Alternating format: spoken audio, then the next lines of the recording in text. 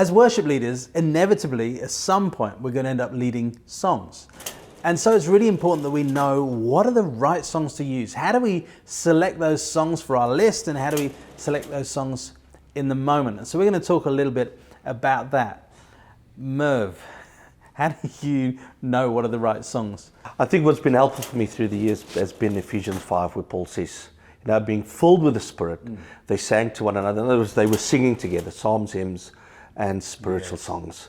And just for the context of this conversation, I want to ground some of these thoughts a little bit. Psalms for me is that heart. It's out of that relational context with the Lord, There are times where we celebrate victory and we sing songs of a God of breakthrough or God that came through. Yeah. But then there are times in our lives where we are broken, we are empty, we're struggling through things, and we find that locked up in the Psalms. It's this relational thing with God, Yet I will praise you.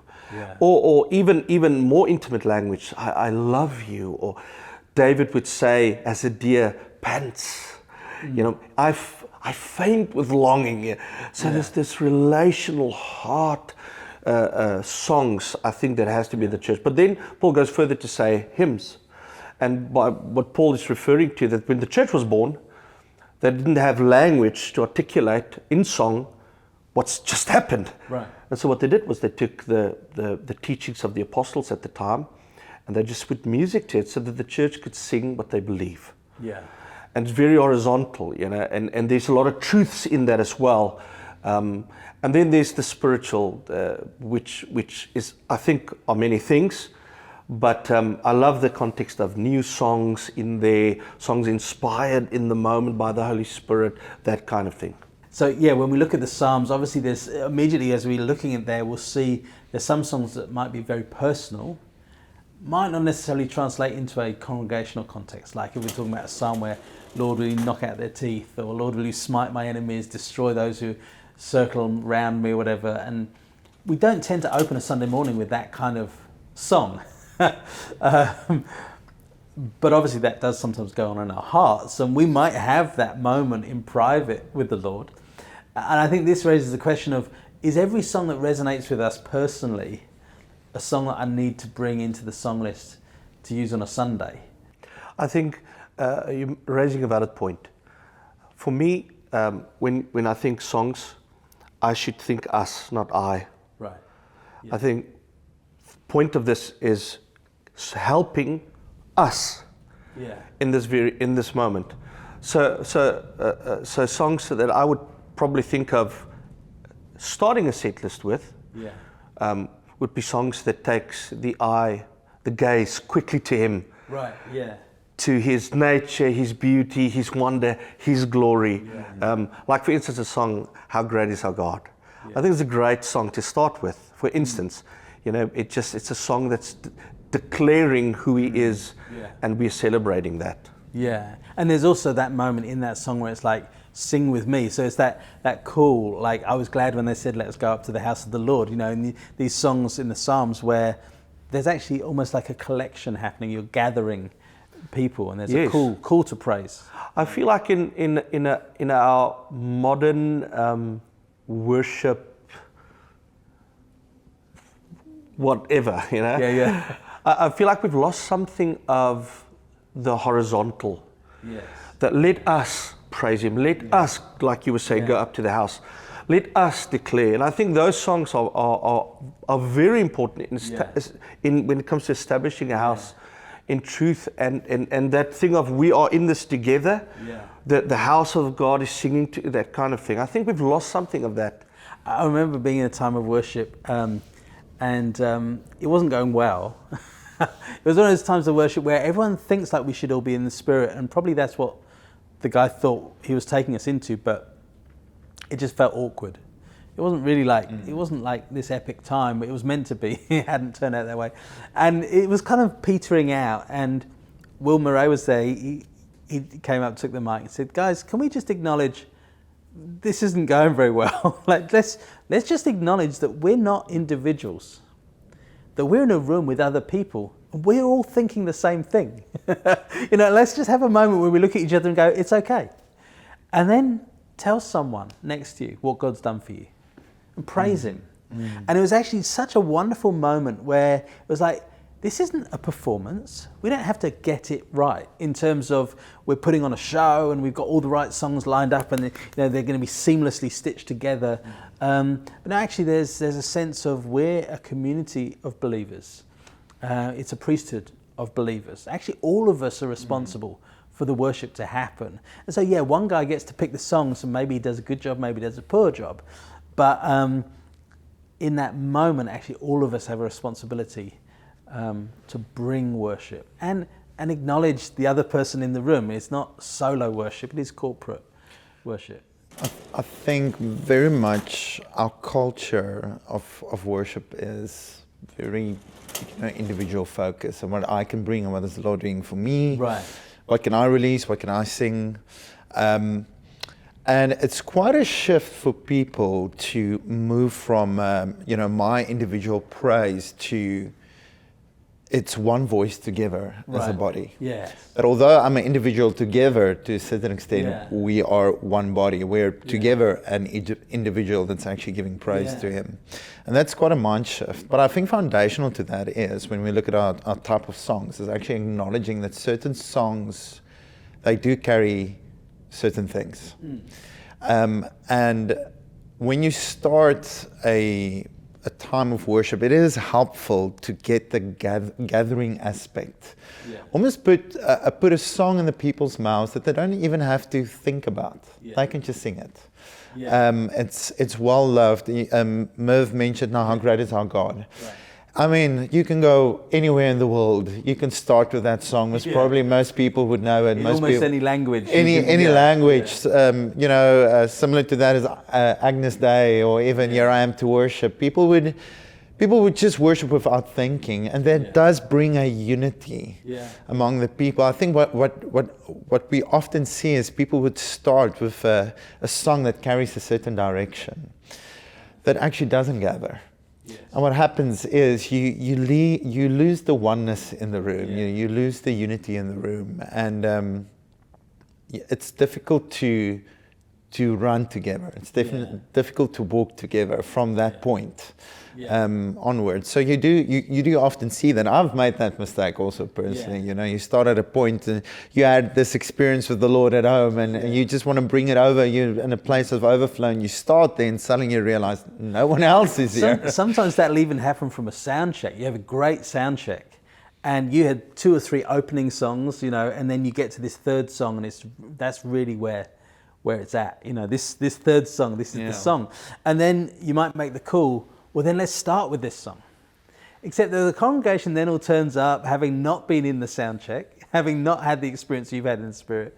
You start with song 3, but you got to song 3 via songs 1 and 2.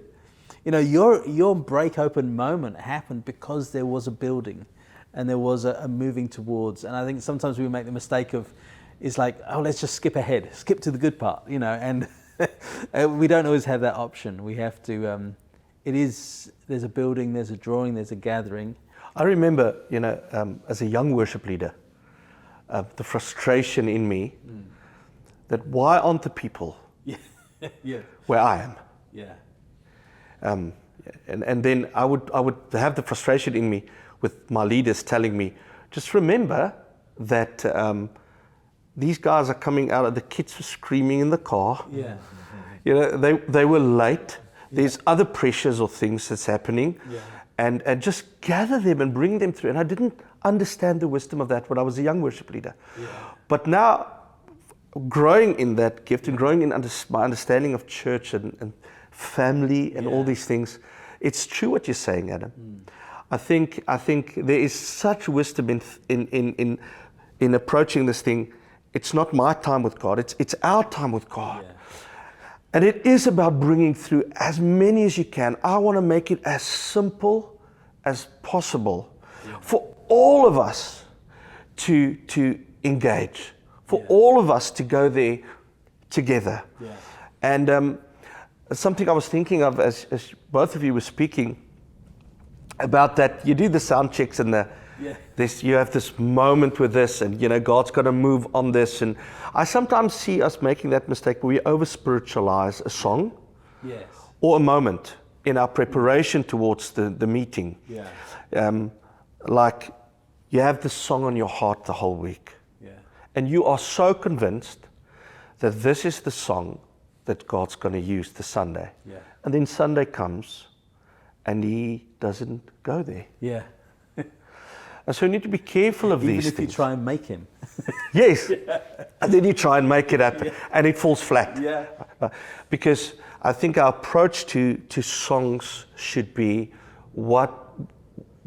how will the house, the family of God benefit out of these? Yeah. Mervis actually has the saying, our approach is not necessarily a set list of 4 songs, but I think a healthy approach for our setting or in a service or wherever we lead worship is having a toolbox. Yeah. And a toolbox has different, moments. So, for example, you don't necessarily start with a response song. Right. You just you had the family in the car screaming.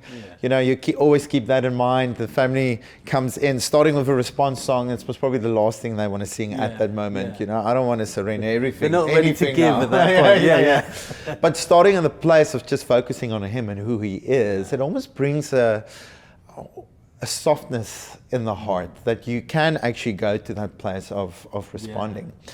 I think the danger often with worship songs is because worship songs carry specific direction. Yeah. And some of these songs actually, they are for specific moments. Yeah. You listen to a song in your quiet time and, it does, I don't know, you experience the Lord to a certain extent in it.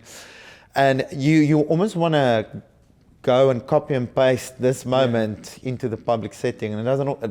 Most of the times, it actually doesn't work. What you want to do is you want to be so adaptable in a moment or on a Sunday morning, and we have the saying, we want to be spirit led. Together, obviously, as a family, trusting in that moment wherever the Lord takes us. That we're not stuck with our 4 songs. We're not stuck with these 3 songs. You're able to pull out a song out of your quiver or out of experience, pull out a song that actually facilitates a moment that the Lord is actually doing in that setting.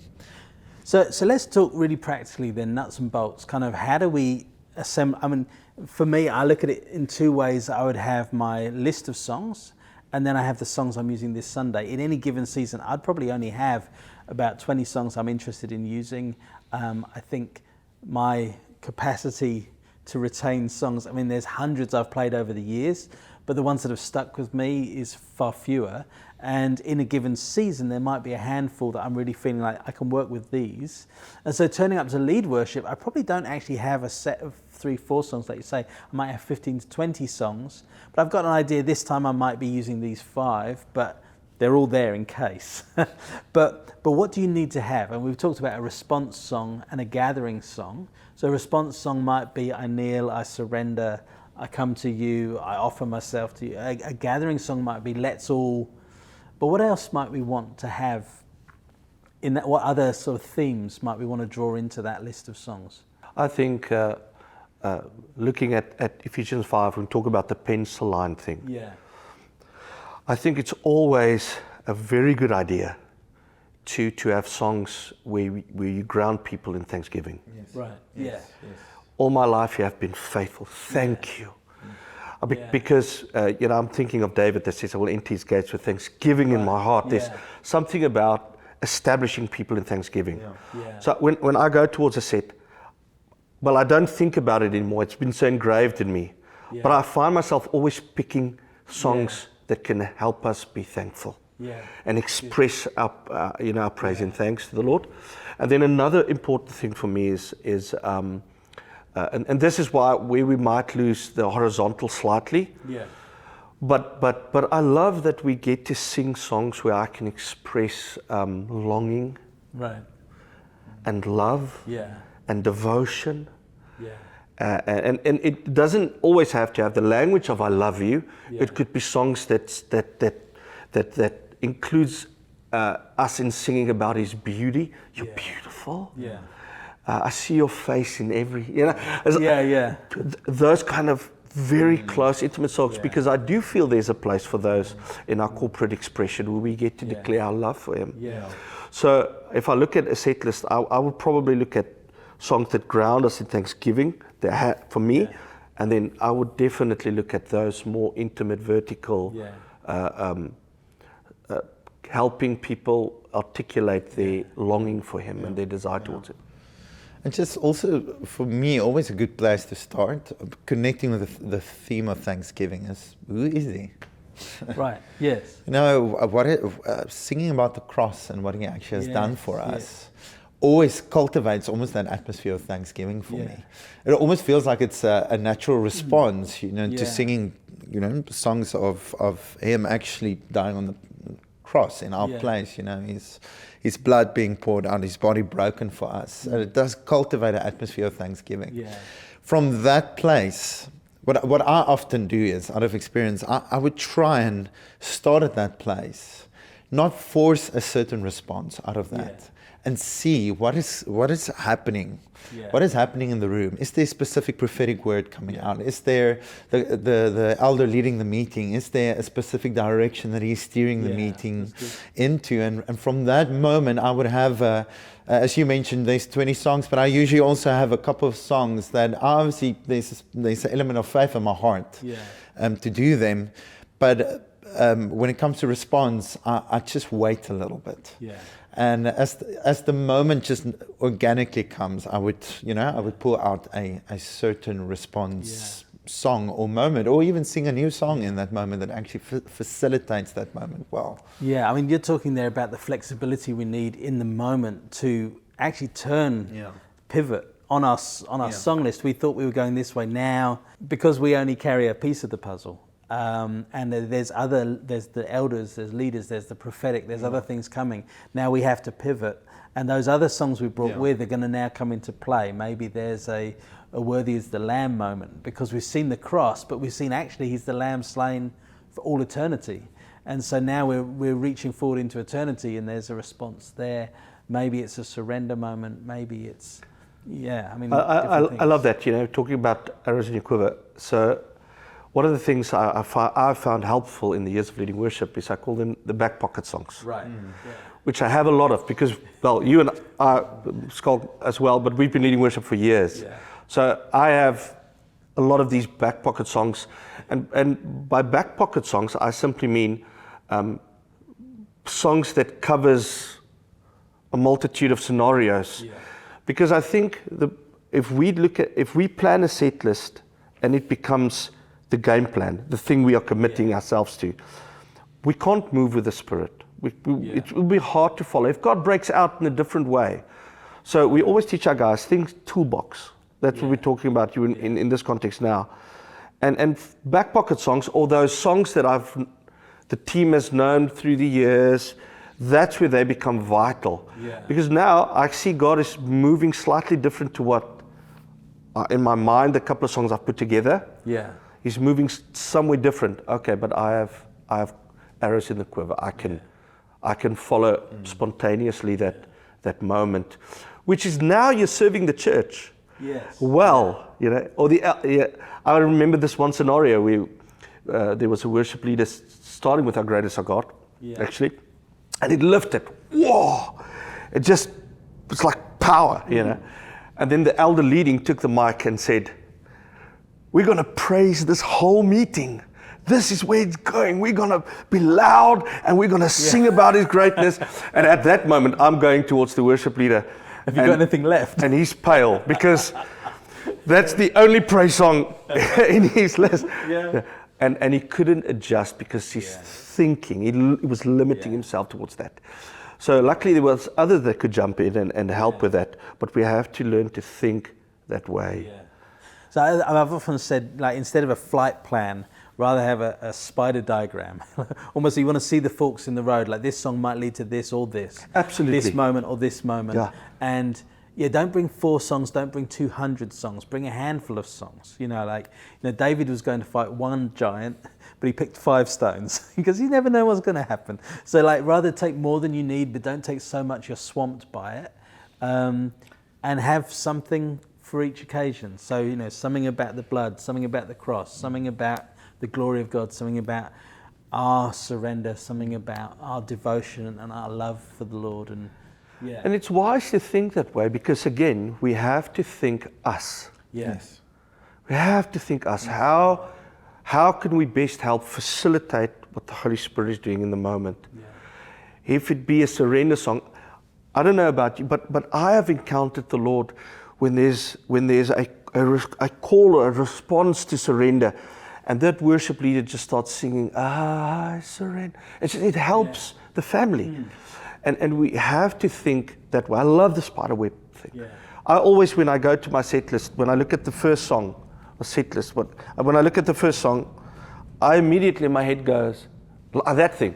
What choruses, what songs can I pair with this? It just automatically does that. And in that way, I'm preparing myself. I'm getting ready for, if God moves there, I feel and it's just taken some moments to think about it. So you've touched on something great there, which is pairing songs. And I mean, it's a bit of a different topic, introducing a new song, but I've often said to guys, when you have a song you're not sure, find another song in the same key, at the same tempo. So if this song you're not sure about doesn't work, just pivot straight onto the one next to it. You know, you're pairing songs up, so you've got somewhere else to go. It's your escape hatch. You know, in worship, it's always good to have another plan, because you just don't know what's going to happen. I think that's where the back pocket song actually comes in quite well. So it's always, I know you always say you have that chorus, you're worthy of it all, the song you're worthy of it all. I mean, and that's one of those songs that will work in every language, every occasion, at no every matter key. when you do it. Every key. But it's helpful to, when you're leading and you're in a moment, and whether maybe you went into a directional moment. Let's say you went into a moment of surrender, but it's actually not. It's not. It's not what's happening here. You can see in the room. It's most probably the wrong direction. It's good sometimes to actually put a pause on it in a natural way, not suddenly stop and go over to the chorus, but to flow over to a chorus like that, just to take a step back and to wait. And I think that comes very unnatural to us. We like running and we like setting direction. I think it's part of our human nature of doing things. But even as worship leaders or in the worship team, waiting must become part of our rhythm of doing things. Not to run to the next song and to the next song and to the next song, but actually take that moment and just see, what is the Lord doing. And maybe just, I know we're talking song selection, but a tip for young worship leaders that's been helpful through the years. If you're a young worship leader, not as you've been doing it for almost 30 odd years or even more. 30 odd years. You can go anywhere at any time.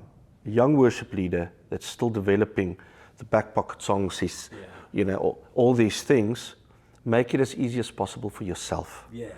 Choose the songs that you know everyone loves.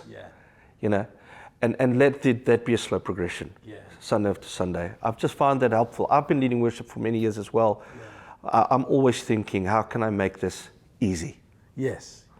So songs with easy melodies, lyrically even, not too complicated. But with enough substance to actually mean something, so they're taking us on a journey. Just thinking about all those things. I think this has been a great conversation. I think it's so helpful we haven't talked specific songs because songs come and go. I mean, in that sense, they are a disposable commodity. We use songs, we discard songs, that's fine. That's what it is. Not every song is How Great Is Our God, and not every song is Amazing Grace. But as we're putting together our sets, we've heard some great thoughts here that you need to have something for everything. You need to bring enough. Don't just bring what you think the flight plan looks like. Have songs in your list as that back pocket you can always go to, pivot to if the moment changes. And then, I think for those who are new to this, hear what Mervis said. Go easy on yourself. Make it easy for yourself. Pick songs that you already know guys love. Because ultimately we're serving them as they worship the Lord, and we just want to make it possible for people to serve Jesus and worship Him. Ultimately, that's what we're about. That's what the songs do. We don't serve the songs serve us as we serve Him.